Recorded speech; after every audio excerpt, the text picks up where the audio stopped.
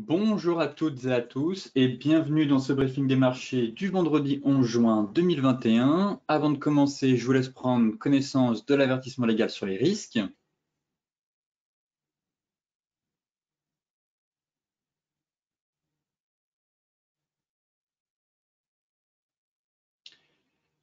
Et donc, pour terminer la semaine, ce vendredi 11 juin, on constate que l'inflation finalement n'ébranle absolument pas les marchés, bien au contraire. Wall Street a même terminé en hausse, le S&P ayant atteint un pic historique de clôture, alors que les investisseurs ont fait fi de données signalant une accélération de l'inflation aux États-Unis, en se rangeant tout simplement derrière l'avis de la Réserve fédérale sur le caractère passager de celle-ci.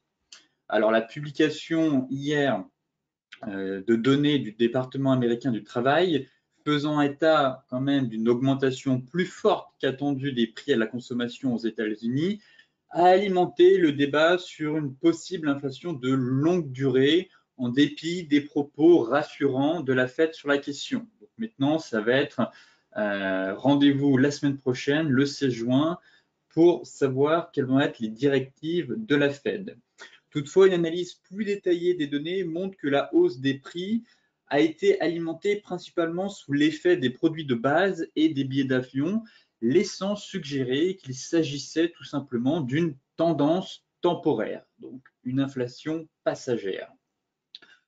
En dépit d'avancées dans les négociations sur le plan d'investissement dans les infrastructures aux États-Unis, après un changement d'approche du président Joe Biden, les secteurs industriels et des transports, censés justement bénéficier de ce projet, ont décliné hier en fin de séance. En Europe, ce matin, eh bien, on constate que les bourses européennes évoluent en hausse, les marchés restent confiants quand même, les investisseurs restent confiants dans la reprise économique et sur le fait que l'inflation, du moins l'accélération de l'inflation, ne sera que passagère. Donc ça aussi, c'est un des grands thèmes de l'année, enfin le grand débat entre celles et ceux qui se rallient à la Fed et qui pensent que l'inflation, l'accélération en tout cas, ne sera que passagère, et d'autres qui, au contraire, comme des économistes, commencent à tirer la sonnette d'alarme, ou des grands gestionnaires de fonds comme Larry Fink avec BlackRock, qui estiment au contraire, comme je vous le disais en début de semaine, que les investisseurs ne sont pas prêts et que l'on va connaître un choc de l'inflation. Comme je vous le disais, les données sont ressorties plus élevées que prévu en mai, mais n'ont pas inquiété vraiment les investisseurs qui estiment que la Fed ne devrait pas modifier sa politique monétaire lors de la réunion prévue la semaine prochaine.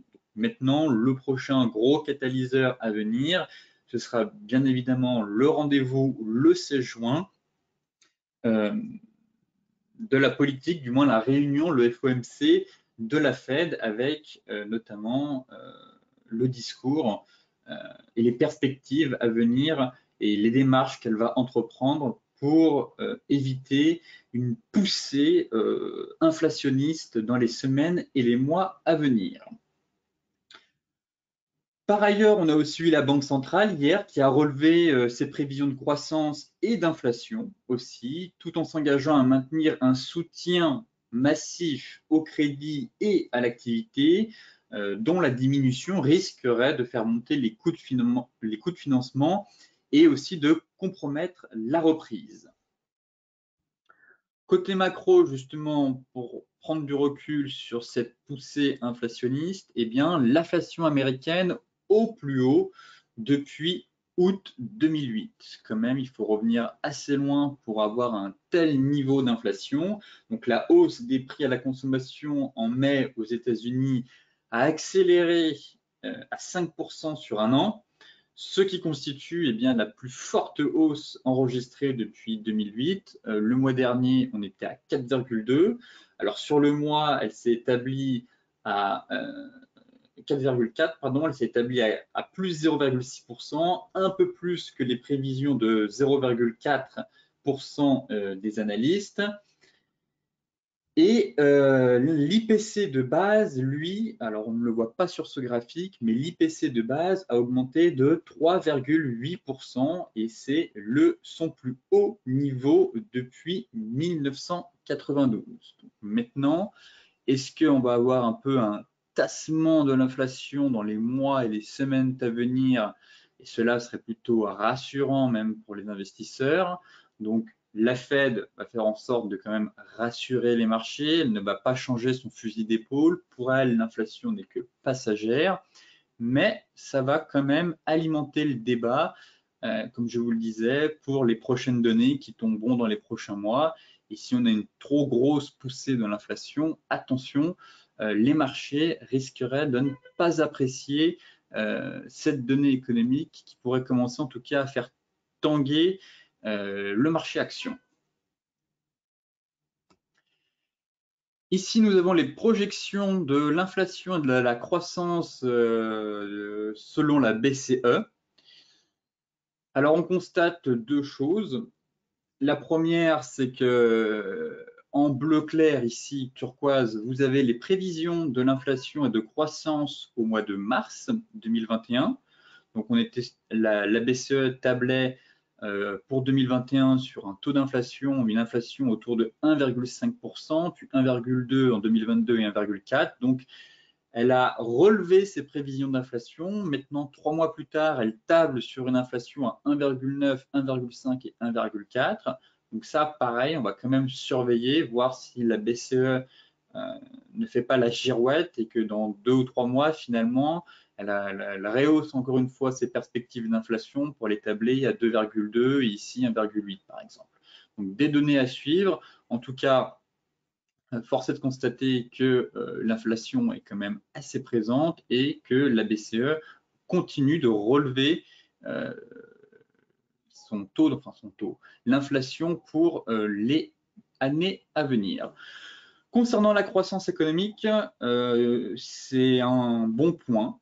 Après une chute extraordinaire de la croissance en 2020 à moins 6,8 pour la zone euro, on constate quand même que là, la BCE se montre optimiste et relève à 4,6 pour 2021 et 4,7 pour 2022, avant quand même de rechuter assez violemment, et c'est tout à fait normal après avoir subi un tel choc ici en 2020. Donc, des prévisions plutôt encourageantes, en tout cas pour la croissance économique. L'inflation reste quand même sous le seuil des 2%, mais bon, on verra quand même d'ici les prochains mois comment évolue l'inflation et si la poussée inflationniste se poursuit.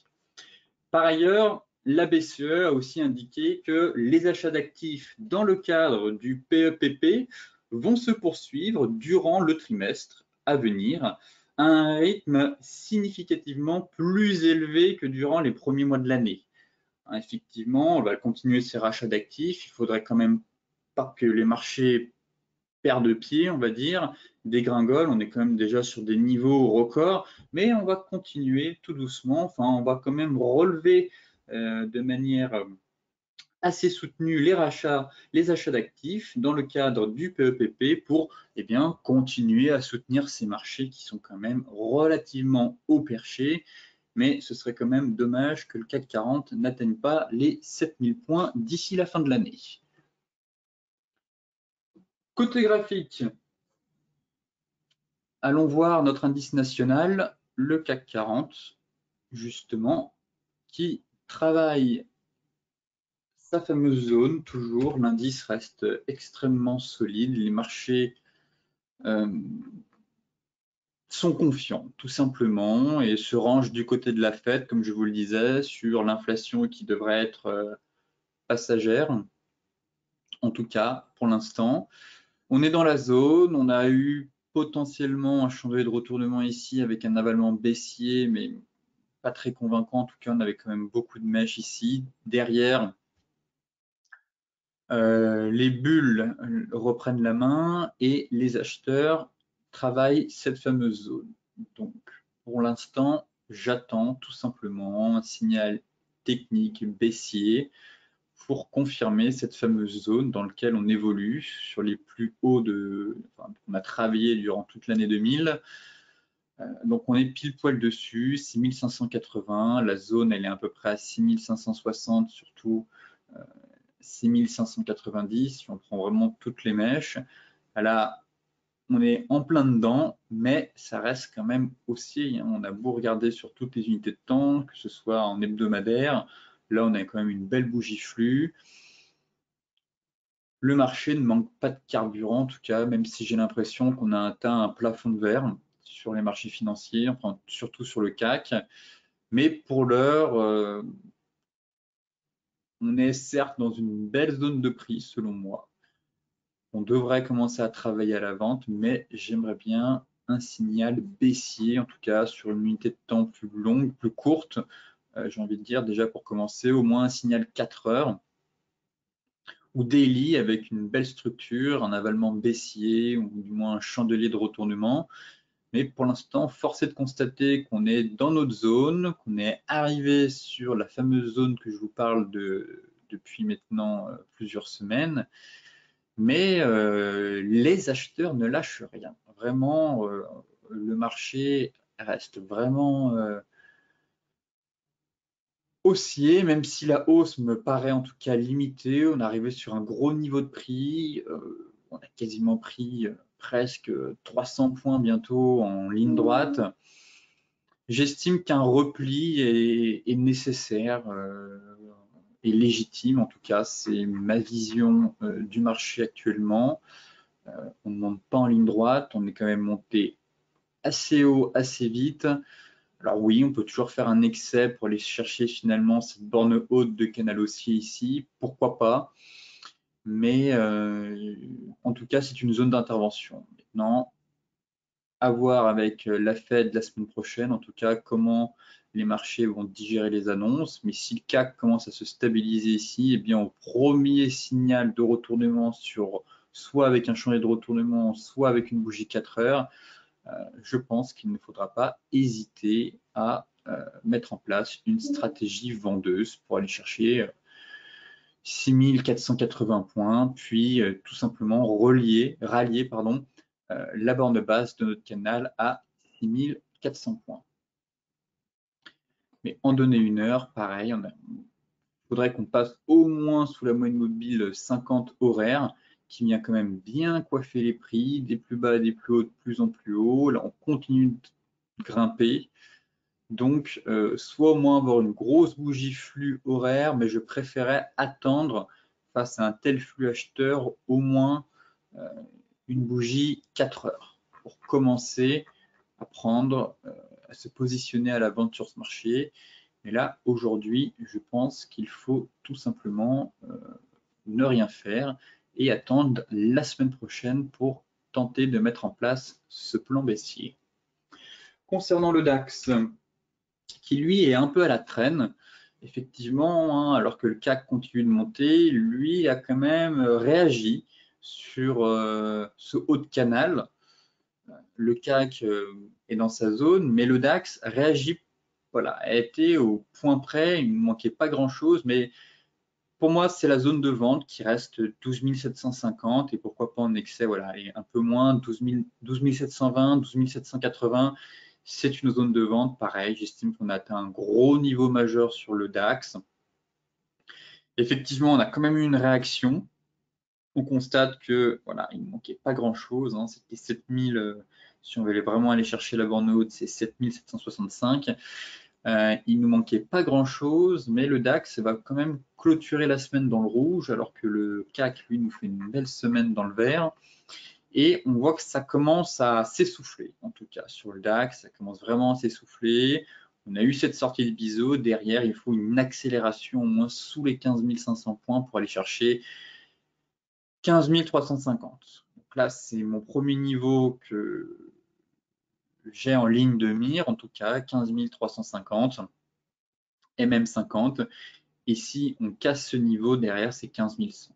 Mais pour l'heure, peut-être certains d'entre vous ont réussi à se positionner sur la borne haute de ce canal haussier, donc ça offre quand même déjà quelques points. Pourquoi pas, on pourrait très bien avoir un deuxième rattrapage ici si on commence à évoluer dans un range technique. Mais sinon, je considère que voilà, le deuxième signal vendeur sera donné avec la cassure des 15 500. Sous la moyenne mobile 50, là potentiellement on est en train d'être dans un range, j'ai l'impression.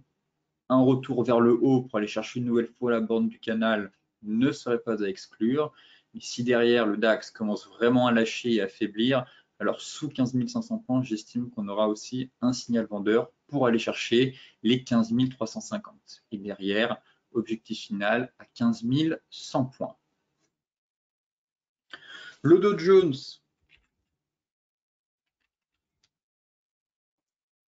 il a grappillé quelques points, mais pareil, on est sur la borne haute de ce range. On a terminé bon, plus 0,06. Finalement, certes, les marchés ont plutôt bien digéré l'annonce, enfin les chiffres de l'inflation. Mais on reste capé sous les 34 800. Donc, balle au centre, pour moi, effectivement, commencer aussi à rechercher des signaux vendeurs à l'approche de la borne haute, comme ce fut le cas en début de semaine avec le Dark Cloud Cover ici. Mon objectif reste quand même les 34 200 points. Pour l'heure plutôt neutre, j'ai quand même un biais baissier sur l'ensemble des indices, mais là on ne me situe pas vraiment sur un niveau de technique clé. Soit on a un retour sur les 34 800, non, je n'ai même pas mis les Shimoku. Soit on a un retour sur les 34 800, soit on repart en direction des 34 200, et puis on surveillera surtout la cassure de cette oblique haussière. Voilà. Oblique haussière MM50 qui viennent s'aligner justement sur le milieu de range, et j'estime pareil que sous 34 200, ce sera direction 33 550. Là, très clairement, si on break cette oblique couplée à la moyenne mobile 50, je ne vois pas ce qui empêcherait les prix d'aller chercher la borne basse pour tout simplement effectuer une rotation complète en direction de la borne opposée. Et à l'inverse, si ce scénario ne se réalise pas, eh bien on attendra la cassure, dans ce cas des 34 800, qui devrait, elle, conduire à une nouvelle accélération haussière. En données 4 heures, rien de neuf, tout simplement. C'est vrai que la semaine a été assez calme sur l'ensemble des marchés. On a peu de volatilité, des marchés à part un CAC 40 qui arrive à grappiller quand même quelques points chaque jour. Les autres indices, c'est le calme plat, on est dans un range. On va aller voir les futurs. On a un peu plus d'informations sur le Dow Jones. Ouais, légère hausse. Légère hausse. En données hebdomadaires, malheureusement, quoique, on a peut-être une petite divergence ici qui sera en train de se former, mais vraiment toute petite. De toute façon, elle n'est pas validée. Mais en daily, même constat. Même constat que sur le cash, on est dans un range. On est dans un range. Et autant là, on a notre oblique. Si j'enlève, mieux le voir. Tac. On a notre oblique ici qui vient coiffer les prix, justement. 1 point, 2 points, 3 points, 4 points de contact. Et là, on est en train de faire le 5e. Donc, on se trouve un peu à la croisée des chemins, hein, comme je vous le disais. Si on enfonce l'oblique sur le cash et qu'on passe sous la moyenne mobile 200, pour moi, c'est rotation complète des prix pour aller chercher la borne basse du range. Mais pour l'heure, j'ai plutôt l'impression que la semaine devrait se terminer dans le calme. Côté Forex, j'ai rarement vu un marché aussi mou. Ah si, finalement, l'euro est en train de bouger là. Mais on avait vraiment peu d'opportunités sur Forex, en tout cas, surtout si vous faites du swing trading, en intraday un petit peu plus. Mais en swing trading, c'était le calme plat sur les marchés. L'euro-dollar qui finalement commence à faiblir, on dirait bien, qui n'arrive pas à tenir, en tout cas, n'a pas réussi à tenir Son support, sa zone de support vers les 1,2180, 1,2170. Prise d'appui sur la Kijun pour le moment. Bon, pour l'instant, on tente d'enfoncer ce canal. On verra en clôture. Mais pareil, je ne verrai pas de grosses impulsions là à venir durant la séance. On n'a pas de grosses données économiques qui tombent en plus ce vendredi. Une stat aux US cet après-midi, mais qui n'est pas de grande importance. Mais sur l'euro, je n'ai pas grand-chose en tout cas à vous proposer sur cette paire pour l'instant. J'aimerais qu'on repasse au-dessus des 1,2180 en données 4 heures. On a la moyenne mobile 200 qui arrive en soutien. Est-ce que là, potentiellement, on n'aurait pas une figure, un canal ou un élargissement symétrique?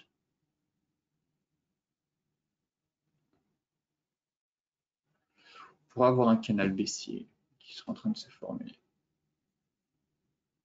sorte de canal baissier, donc on pourra aller chercher les...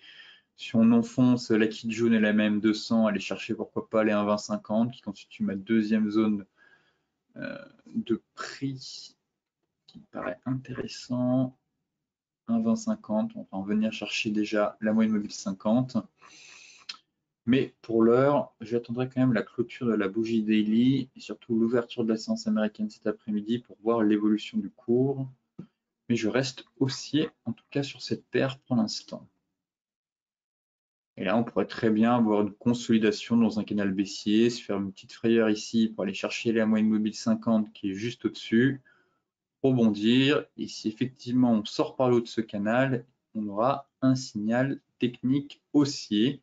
Cette fois-ci, je pense qu'on aura une opportunité pour aller chercher derrière les 1,2325.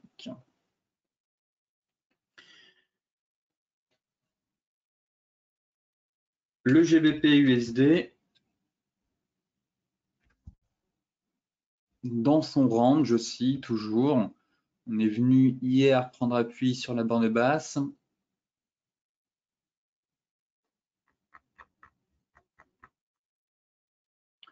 C'est fait un petit avalement, mais c'est vrai que on latéralise maintenant depuis quasiment un mois sur le Forex, du moins sur le GBP USD. Encore une fois, stratégie de ping-pong, toujours trading range, achat sur la borne haute, vente sur la borne achat sur la borne basse, pardon, vente sur la borne haute, et attendre la rupture pour se positionner et accompagner le flux directionnel à venir. Sinon, rien n'a changé sur la paire.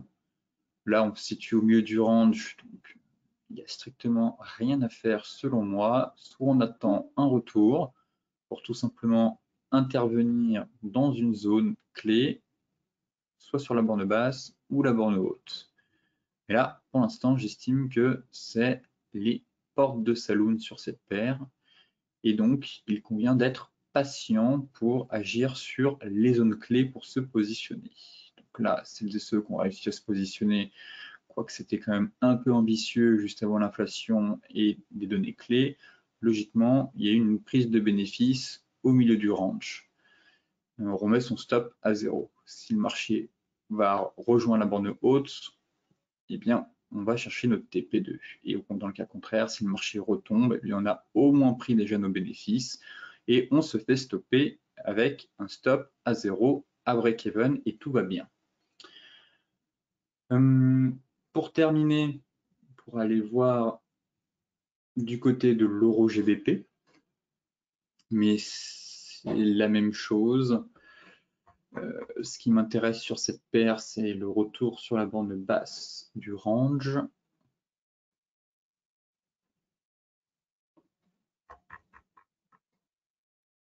À long terme, enfin moyen long terme. On est dans un range technique. Voilà. On voit qu'on a un très beau range de long terme entre 0,93 et 0,83. Les prix généralement ont tendance à faire des rotations complètes. Donc à moyen long terme, ce sera un retour sur les 0,83. L'objectif de l'ETE lui a été atteint. En données Daily, on est un peu dans un biseau, triangle à suivre sur l'euro GBP. Effectivement, si on parvient à s'extraire de l'oblique baissière et en parallèle, on a un franchissement des 0,8650, eh bien, j'estime qu'on aura un signal d'achat pour aller chercher, pour remonter un peu plus haut et aller chercher. Bon, on n'a pas trop de gros niveaux intermédiaires entre ces zones. C'est vrai que le GBP est assez propre, il nous fait des belles zones de prix clés. Mais pourquoi pas en tout cas aller chercher la moyenne mobile 200, et dans le cas contraire, pour moi, ce serait un retour sur les 0,84. Une cassure par le bas ici, direction les 0,8470.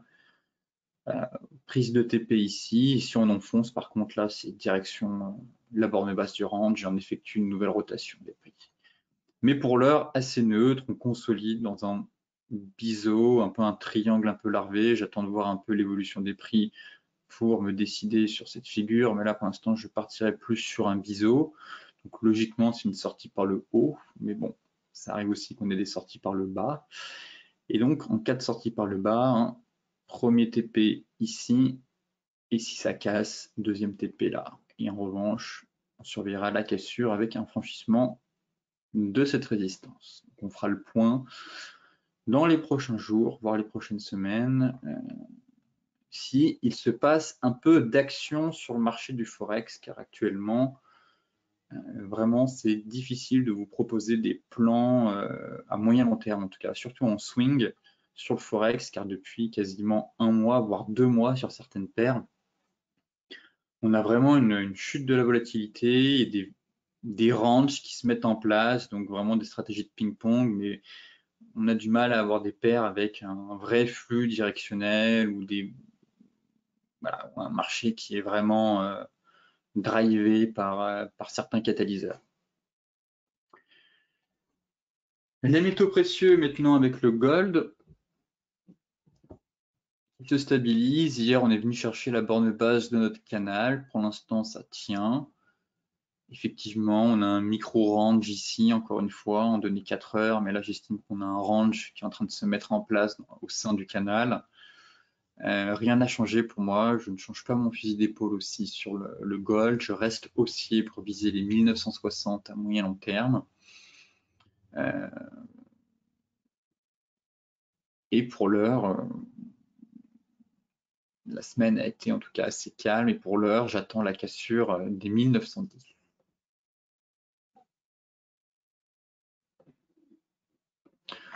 En données hebdomadaires, bon, bah, il ne s'est pas passé grand-chose. On a tout simplement un doji qui s'est installé. Il faut que Chikou reste en tout cas libéré de la Kijun et des prix. Ce serait bien pour démarrer la semaine prochaine, mais qu'on sorte surtout de cette zone des 1910. Voilà, qu'on casse les 1910 une bonne fois pour toutes et qu'on déclenche une belle accélération haussière pour aller chercher les 1960. Et en données 4 heures, voilà, on est dans le range. Finalement, essayer de retracer ce range. Si on coupe un peu les mèches, en se disant qu'on a eu de l'excès baissier en milieu de semaine, et pour moi, on est dans un range, très clairement. Dans un range, 1810,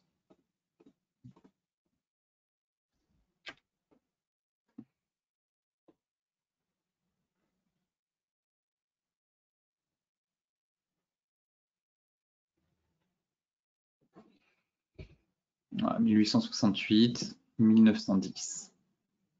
Donc, pourquoi pas revenir sur la borne basse de notre canal si le marché nous offre cette opportunité-là. Bon, ce sera un trade plutôt risqué, je trouve, mais j'estime que le signal, pareil, le signal haussier sur le gold, ce sera tout simplement la cassure des 1910. Je ne vais pas revenir sur les explications, mais ça reste les plots de 2011, c'est un énorme niveau de prix. Le marché est quand même haussier, on a entamé une phase de latéralisation, donc logiquement, la sortie devrait se faire par le haut. et le signal sera donné à la cassure de ce fameux niveau technique. L'argent métal, c'est pareil, on est dans un range.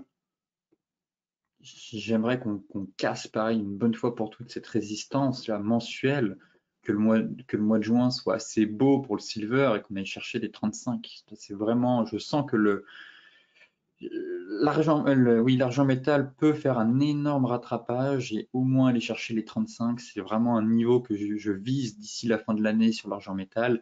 Mais pour ça, il faut qu'on pulvérise cette résistance mensuelle qu'on travaille depuis bientôt un an.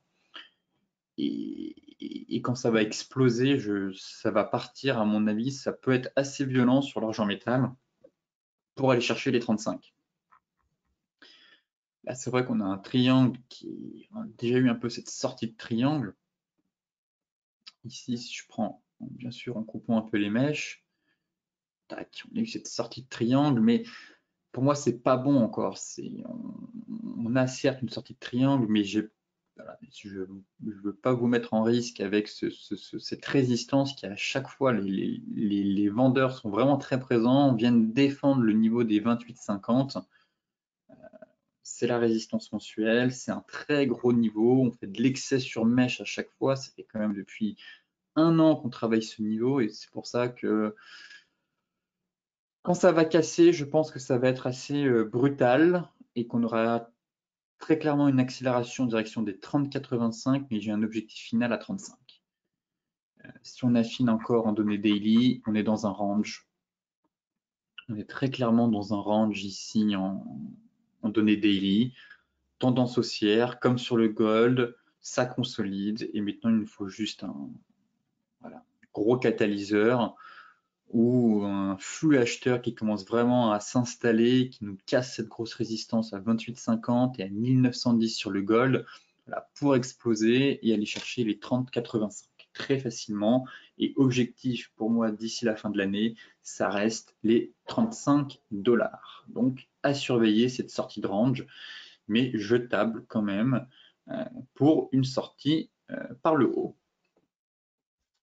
Le Brent, ça reste haussier, toujours haussier sur le Brent. On s'est fait une petite frayeur hier avec les annonces concernant la réouverture avec le pétrole iranien, il me semble. Mais ça reste haussier, on est en train de casser cette résistance. Les acheteurs sont juste en train de démonter les vendeurs depuis maintenant plusieurs mois. Et ça reste haussier, ma cible n'a pas changé, 75-60. On est en train de break cette résistance hebdomadaire, enfin, la résistance des 72,50. Ouais, on peut dire que c'est une résistance hebdomadaire. C'est les plus hauts qui sont juste ici, quasiment l'excès sur mèche, une zone de polarité. Tout simplement une belle zone de polarité. Et par le passé, est-ce que ce serait une résistance mensuelle? Pourquoi pas? Ah oui, j'avais noté ça. On avait ici un gros plat de nuages, un beau plat SSB ici. Donc là, les prix sont dégagés. Il faut que Chikou casse. Voilà, effectivement, on reste sur un gros niveau. Et si Chikou sort, hop, deuxième niveau à aller chercher pour moi, 75, 59, 70.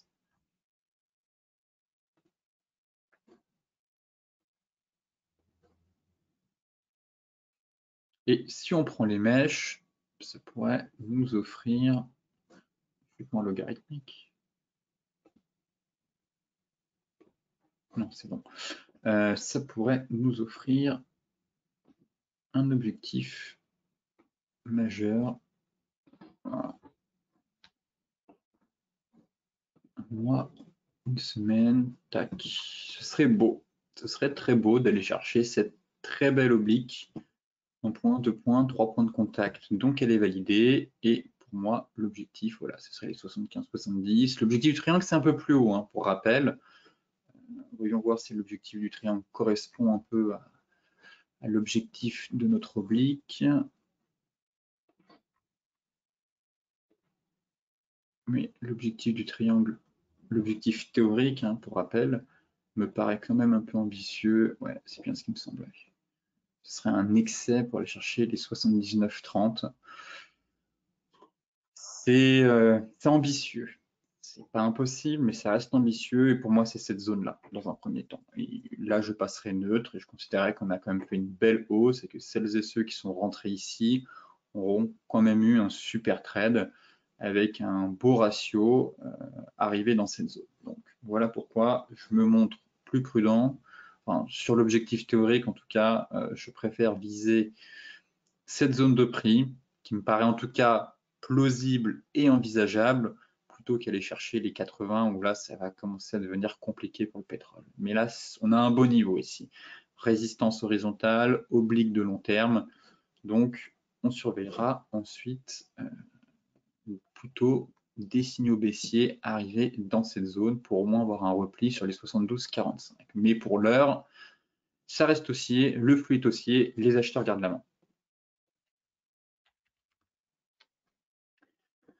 Le light, est-ce qu'on a une belle oblique sur le WTI? J'ai pas l'impression. On va nettoyer un peu tout ça. Mais l'oblique, on n'a pas d'oblique. Non. Sur le Brent, ça reste plus propre graphiquement, en tout cas avec cette oblique qui nous donne clairement un bel objectif de prix à atteindre. Sinon, sur le light, c'est exactement la même chose, hein. Là, on se rapproche des 71,50. Effectivement, c'est un niveau de prix en mensuel. On va basculer en hebdomadaire. 71,50. Le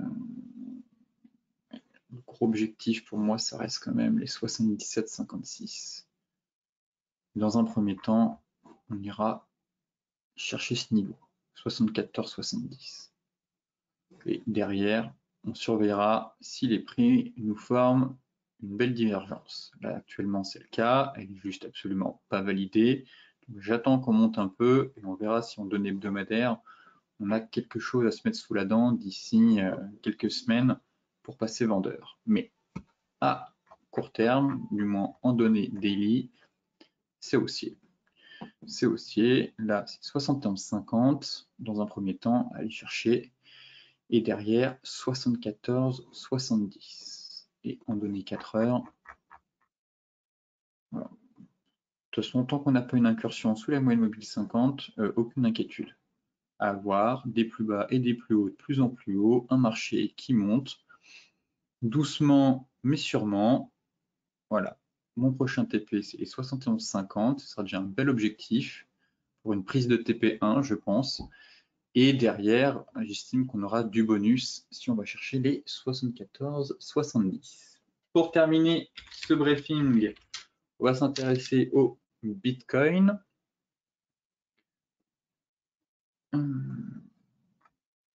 Bon, en mensuel, vous connaissez mon niveau clé qui reste 33 800, le plaquis jaune.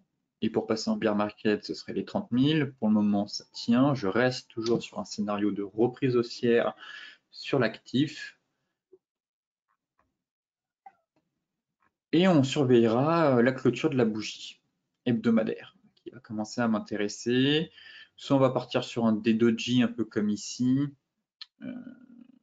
Là, le marteau inversé n'est pas vraiment propre parce que la mèche est plus longue que le corps de la bougie, donc c'est pas vraiment un marteau inversé. Mais ici, si on continue à grappiller quelques dollars, on pourrait potentiellement former un marteau.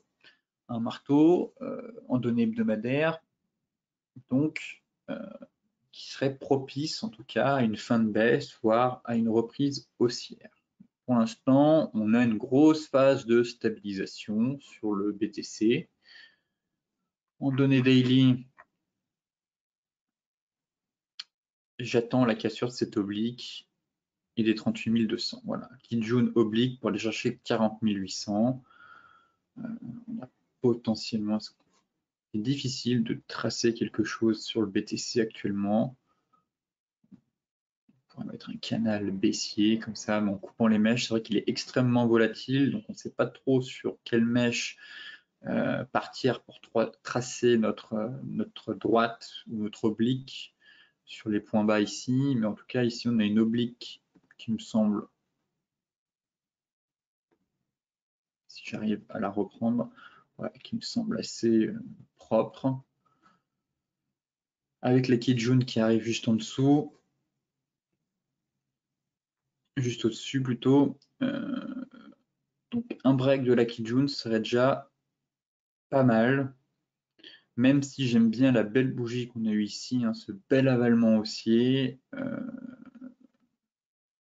Ça montre quand même qu'on a des acheteurs qui sont toujours présents, qui ne lâchent rien. Ce n'est pas baissier pour moi en tout cas sur le BTC.